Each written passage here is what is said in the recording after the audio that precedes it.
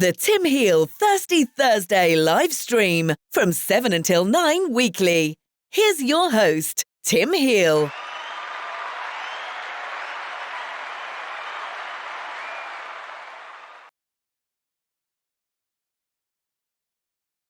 Bugger, I've done it again. I don't believe I've done it again. That's 2 weeks in a row. 2 weeks, I can't believe. Oh, how long have I been going? I don't believe I've done that again. What a muppet. I can only apologise. Did you want me to run through that again, or did you get the gist from I should have looked at the comments. I didn't look at the comments. I was so concentrated in bringing the right all over the place. I'm Alice Uber to Platts tonight. I think it's because it's so warm. I don't know what it's like where you are, but it must be about 56 degrees in here. Gas mark 10, I think. So, yeah, thanks, Keith. Right, okay, without further ado, we'll cover the subjects as we go through. I'll remind you of what's coming up in the weeks to come. So, oh dear, what a clown. Here we go. Anyway, my first guest tonight, she's coming all the way over she's going to apparate in. So, are you ready for this? Welcome, Crystal. Hi. I saw you waving. I was like, Tim, your mic. Oh, no. Hello. I've done it again. That's 2 weeks on the trot. This time I didn't have it muted. I had the slider. I was going to push the slider up when we were ready to go. Problem is, I've got to work out a way of killing the mic while the intro's coming in, and then come in with it. Right. It happens to the best of us, right? Oh no, but 2 weeks in the trot. Sometimes it takes repetition to make us remember what we're doing. Yeah, I mean, there are two ways of learning. There's the easy way and the hard way, and I think I've just learned the hard way. 2 weeks on the trot. You won't do it next week. You will not do it next week. I won't do it next week. Next week. So just remind people, next week, I'm just trying to sort out what we're going to do. It's going to be another open forum, but I'm going to have a Q&A. We're going to do a Q&A next week, and it will be on all sorts of different topics. Some of it might be military orientated because I know a little bit about the military, but I'll get a normal panel of experts in, people that we love and are like. So next week Q&A. So Crystal, if you can just give us a quick heads up on we had a chat the other night. So Crystal's going to tell us a quick bit about what she does. So I am a writer, teacher, life coach, and a podcaster. I have a podcast called Breathe In, Breathe Out, and it's all about mindfulness, meditation, and coming to your authentic you. And a lot of the way we do that is through self-care, radical self-ownership, and just moving forward in life more confident in who you are for real. Let's get rid of the masks. Let's get rid of the boxes that everybody else put us in and start living authentically. Wow. So you're going to be able to add some value to this evening's. So let's bring in our next guest. So without too much further ado, we're going to bring in an old mate who's also a podcaster, by the way. So here we go, Chris. Welcome, Chris. How you doing, Hi, mate? Tim. I'm not too bad, thank you. Not too bad. I've done the microphone thing more times than I care to count. More times than I've got fingers. So put it that way. So yeah, don't worry about that. Don't worry about that. I'm not the only idiot in the room then. You're not an idiot, Tim. It's the pressure and the heat. That's all it is. I've been doing great today. I mean, I've put up several posts just to sort of to invite people into tonight's live stream to ask the questions and stuff like that, and to watch. And it looks like we've got a few people up there watching already, which is fantastic. Oh, good. And I'm sure they're going to get involved in the evening and ask some questions. Yeah, it's a nice active chat, things. so hi to chat. Yeah. So, Chris, if you can tell us a little bit about what you do and how you're involved with us tonight. Sure. Yeah. So I'm a podcaster also. I'm in the podcast fam. My podcast is called Chatty Geek Hidden Dragon. We're a mental health podcast as well. Hi, Eagle VP, by the way. So we do kind of we talk to people from all walks of life. It doesn't matter what they're into. So hence the geeky side of things. And we try and get people from everywhere just to talk about mental health.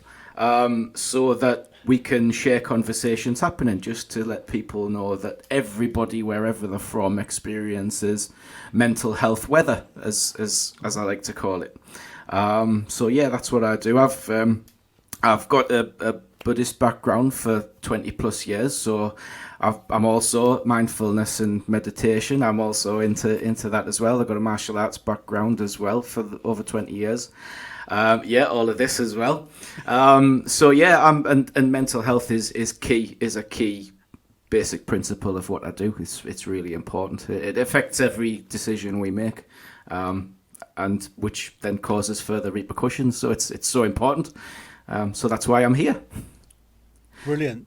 Thanks, Chris. No problem. I'm not going to get mixed up with you in a dark alley at night. Oh yeah, I'm the safest person to get mixed up with in a dark alley. Trust me, I'm the friend. I'll just give you a cuddle. It'd be fine. Yeah, that's like. Is that like the sort of the ninja?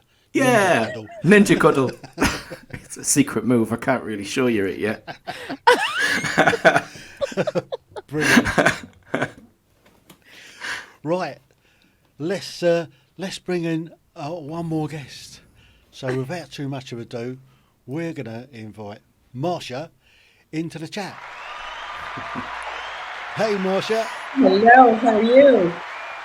I'm hot and stressed and under pressure. Breathe. It's all good. We've all done it. I know how many times, even recording, there have been times I started a podcast and like, did I record? Oh, I stopped recording. All good. Yeah. But 2 weeks on the trot. We can all relate. So Marsha, if you can just give us a quick brief on, because we had a chat as well the other day. Yes, we did. I'm grateful to be here. My name is Marsha Vanwynsberghe, and I am in Ontario, Canada. And we finally have a little bit of a break in the heat. We were in that like insanely hot. So it's a little bit of a break right now. I am a speaker, a 2 times podcaster. I have 2 podcasts, and multi-published author when it comes to really teaching people how to share stories, how to share vulnerable stories, how to really get your story out there and use that as a source of support for others to show what is possible. I so resonate with everything that you're all saying. And Crystal, when it comes down to it, I was listening going, yep, my podcast is called Own Your Choices, Own Your Life. Radical responsibility is a big part of my platform.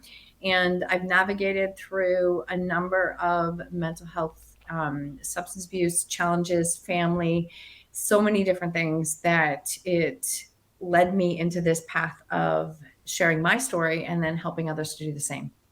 I really want to normalize the topics that we don't want to talk about. Yeah.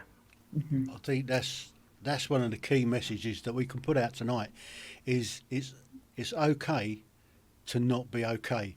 Let's work on destigmatizing mental health, because we at some stage in our lives we all have a blip. Some have more blips than others. So, what are we going to start off as?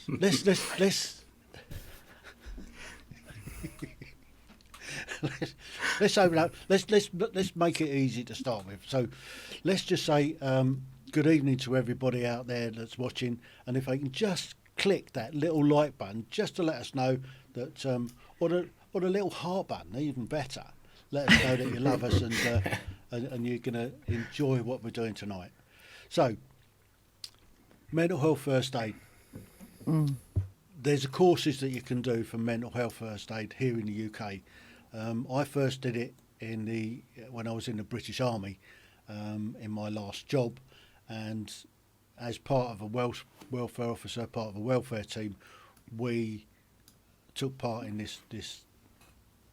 It was a pilot scheme at the time for mental health first aid, and it's all about looking after yourself, looking after your own mental well-being, because if you're mentally robust yourself, you're able to help others better.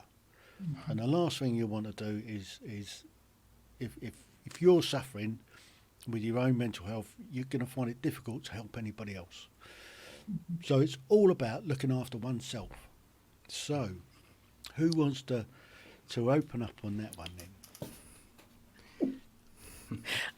Well, don't be shy. I know. It's like being at school, isn't it? Who wants to be the first? Yeah. Right, this is going to be interactive. I will go. Someone's going to go, right? I'll go. Well done, Marsha. All right. Got it. Come to the front of the class. Yeah, that's probably very true. Okay. So the piece on taking care of ourselves first, it's seemed for a long time that that's selfish to put ourselves first. It is, especially, I'm going to say, as parents, moms, in a space of, I'll get to me later. I'll get to me, like, I don't have time to even think about what I'm thinking. When it's like, what are you thinking? What do you need help with? It's like, I don't even know right now. I'm just trying to get to the next thing and the next thing. And I think that all of us have been in that space where we have, we say you move yourself to the back burner. And there just came a point where I wasn't even on the back burner anymore. Like, I wasn't even on the stove. It wasn't even I was off the stove, not even thinking about myself. I think that we all continue on that path until life throws us enough of a challenge that we can't do that anymore either, or we can't be here. And that's literally what was happening for myself, as I was in a space that trying to take care of everyone else and fix and manage and control and do all of the things. And none of it was working anyways. And I was losing myself in the process. And that's when it was like, I still remember to this day, a counselor's words were, if you don't find a way to be a springboard in your life, if they come back, if people need support, you can't help anyone else because there's nothing left to you anymore. And as harsh as those words were, I needed to hear them. And so I think that's why we struggle in making time for ourselves, because until life gives us a challenge to recognize how important it is to put ourselves first, I don't think that most of us tend to. I want to echo everything you just said. And then I want to add that this is something I said to Tim the other day. Your cell phone has to be plugged in or it cannot work. Mm-hmm. Your car needs gas or it cannot run. Mm-hmm. You are the same thing. You are a finite resource and your energy will run out and you will be in burnout and you will find yourself depressed and exhausted and unable to function because you failed to plug yourself in. You failed to recognize that you have a need and you are valid and worthy of having that need filled. And it doesn't matter what gender, what sex you are, whether you're in the workforce and bringing home the bacon, whether you're at home, no matter what it is, there is this societal expectation that we all sacrifice ourselves in the name of other people, which is absolutely bull honky, and we need to get rid of it. We need to destigmatize the idea that a break is a weakness and recognize that taking a break is actually an unbelievable strength and a gift in, I'm taking this break because I deserve it. I need it so that I can continue doing my job, so I can continue helping take care of the kids, so I can continue whatever it is that we have to do in life. But until we destigmatize the taking a break and the self-care is selfish crap, we're not going to go anywhere. Yeah, absolutely. So moving on from that then, how do we go about taking that break? How do we move forward and let people know that we need to take a break and it's okay for us to do that? How do we get that message out there for people around us to let us take that time?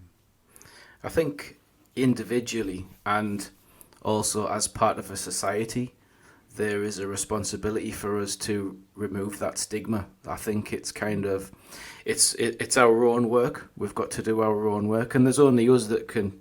Well, maybe that's not strictly true, because we can see therapists and we can speak to friends and we can get help in that way. But generally, the work on ourselves is our own work. But yet, there is also the work of society, and as a part of society, we've got to just kind of keep asking how people are and keep the conversations going and keep talking about our own mental health and our vulnerability as well. Not kind of, it doesn't necessarily mean saying that you're weak. It means, like I say, I say that it's mental weather, because you can talk about the weather and you can say, God, what a shitty day it is out there. And that doesn't mean that it's evil weather or it's weak weather. It just means it's rainy and it's pouring, and that's just the weather doing what it needs to do. And we have, in our mind, we have the same thing.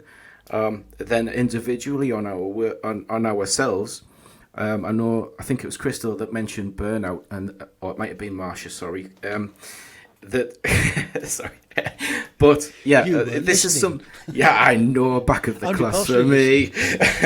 But yeah, seeing the burnout is something that's real important, and I think one of the key things with being able to spot the difference is knowing the difference in yourself when it's time for a distraction and when it's time to pay attention.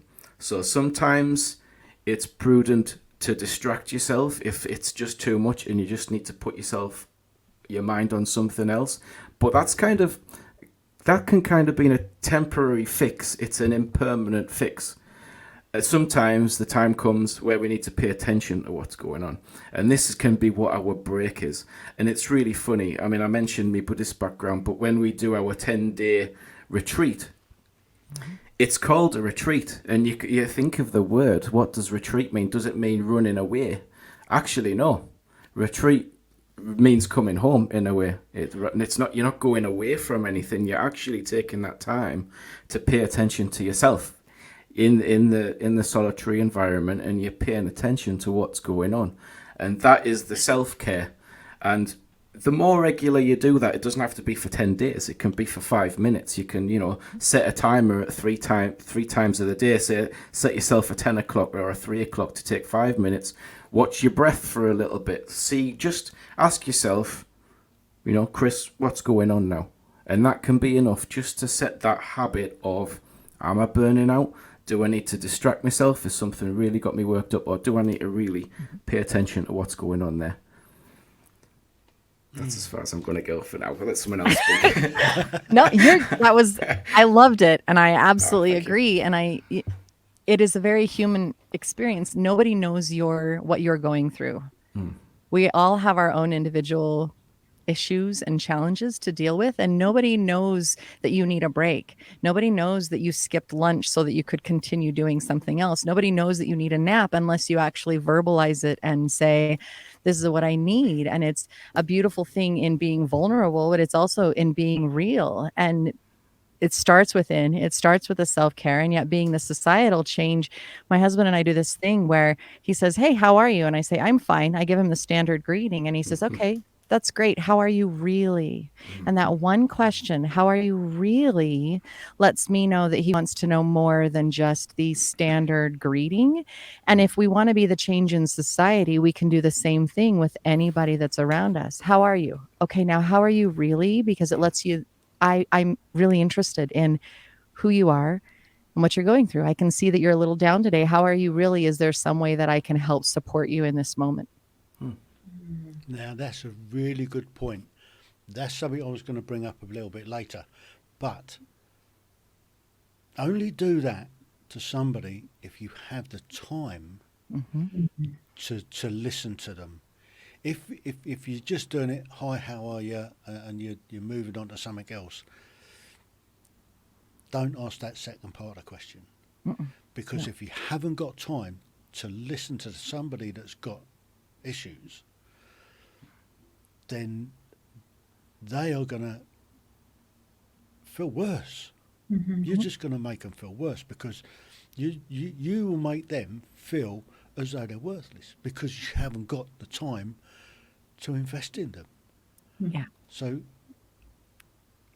if you're going to ask that question, make sure that you've got enough time to be able to respect the person that you're asking about. Because if you don't, you could make their situation worse. Thank you for clarifying that. I'll put that ball in there. Well, it's a great point, because if a person is really struggling, they could feel used to people not having time or not caring or not in that space. I think that, and I still love the question. I absolutely love the question. I think that it also comes down to, how do we do this? I think we're normalizing it. We're having the conversations. Can we recognize when we need more of something and not make it mean something, and not make it mean like, oh my gosh, I'm failing at this because I need a nap today, or because I need more sleep. It means nothing. It's the meaning that we attach to things that make it mean something about us. And we have this thing between my husband and I where he'll say something. It's like, how are you? And I'm like, I'm just off. It's an off day. I just call it an off day. He's like, is everything all right? I'm like, it's fine. I'm just off. It usually comes down to, I'm tired. I need to unplug. I need I need time for me. And if I don't catch those signs fast enough, the more I need more time for me to recover. So how can we give ourselves that permission to do that in the meantime? And yesterday I was on a call, and somebody was sharing that it takes 68 seconds to change, increase, or reset our vibration and energy. So she took us through an exercise of breathing, and it was like she timed it. And at the end of 68 seconds, I was like, oh, I feel so much better. I don't want to stop. I didn't want to stop. So the reason I share that is I think that we also underestimate what we need. We'll spend a half an hour scrolling when 68 seconds could have made such a big difference for us. So I think it's going internal, asking what we need, giving it to ourselves unapologetically, not making it mean anything. And the more we can do that, we set examples for others that they can do the same. This is normal. This is just, let's let this be normal behavior. I love the setting examples for others. Exactly. I think that's a key point as well. Is it's actually recognizing in yourself that you're not 100%. You're not feeling particularly great, and you might just be under the weather. You might just be suffering the effects of COVID, for instance. However, if it's something to do with your mental side of your health, it's understanding what's going inside your own head. And lots of people just kind of ignore it. And it's that response. How are you? Yeah, I'm fine. And you're clearly not. And if you're clearly not, can you open up to the person that just asked you? And that's another thing. If somebody says, how are you? Yeah, I'm fine. And they say, how are you really? Can you open up to them? Do they have the time to invest in you? And are you comfortable talking about your problem with that person? I think we can not worry too much, but I think we can. I think the most important thing, yes, we do the how are you really.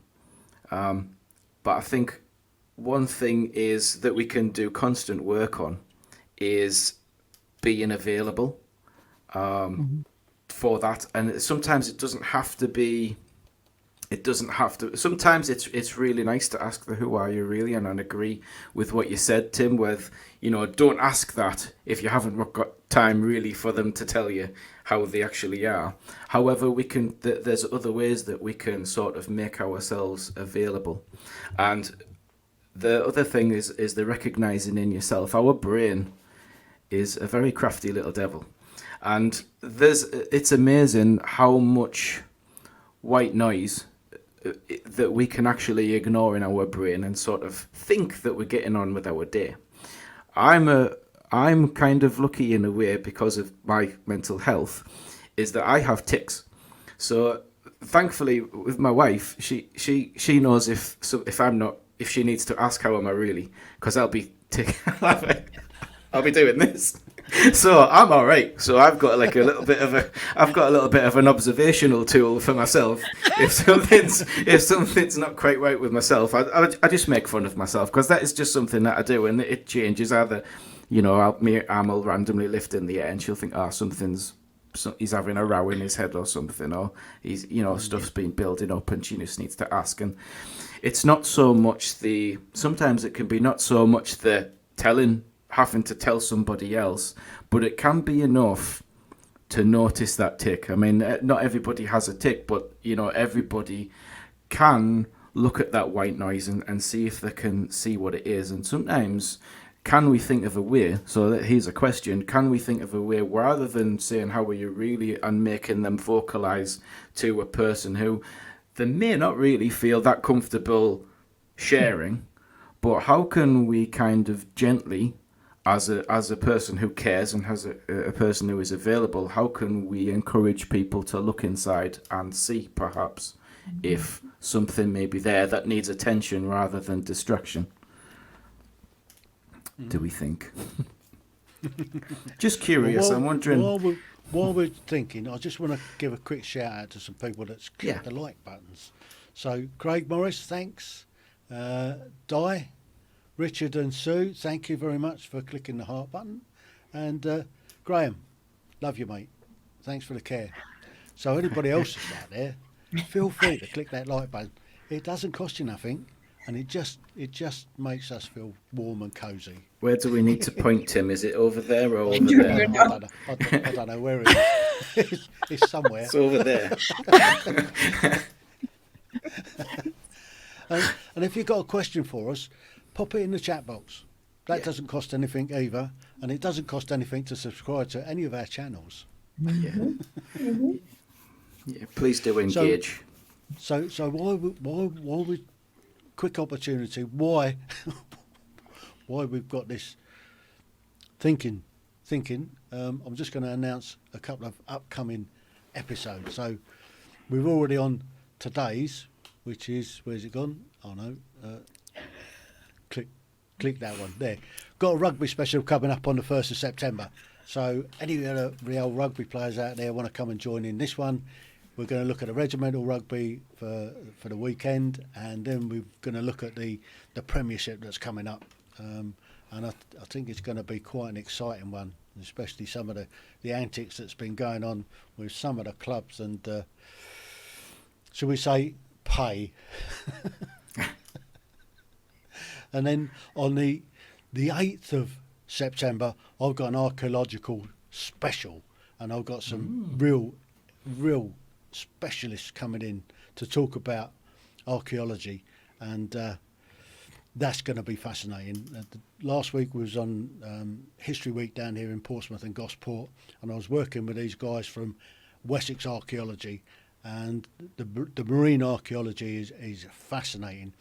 When they were doing the dredging of Portsmouth Harbour for the carriers, they were bringing up all sorts of artefacts, and it's those guys that identify and one thing and another. So that's going to be a pretty good one to watch out for. And then I've got another big special coming up at the end of September, just before we go off to Ride to the Wall, which is about 8,000 or 9,000 veteran motorcyclists all riding up to the National Memorial Arboretum in Staffordshire. And I want to concentrate on particularly veterans' mental health and the alarming suicide rate of veterans at the moment. It's unprecedented. There are 2, 3, 4, 5 a week veterans taking their own lives, and we need to do something about it, and that needs addressing fairly urgently.